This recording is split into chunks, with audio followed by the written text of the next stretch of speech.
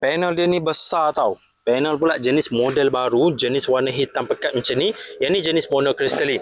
Panel baru ni dia lebih cekap tenaga tau. Dia boleh hasilkan tenaga yang lebih banyak banding panel model lama. Dan dia lebih perform waktu low light, waktu mendung. Jadi sekarang banyak lampu solar pakai panel yang model ni. Yang ni lampu solar jenis model baru tau. Model untuk tahun 2025.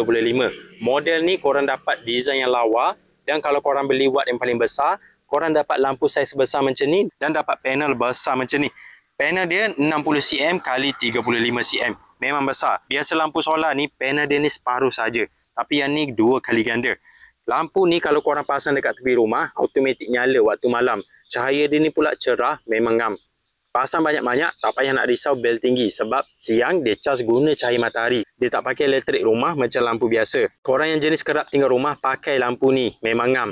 Lampu automatik nyala. Setiap hari, rumah korang akan sentiasa nampak cerah macam ada orang dekat rumah. Walaupun korang tak ada dekat rumah. Memang ngam pakai lampu macam ni. Jadi kalau korang nak cari lampu solar yang padu, korang boleh cek yang model ni. Model yang baru ni. Memang baloi pakai lampu solar macam ni. Korang boleh cek dekat link video.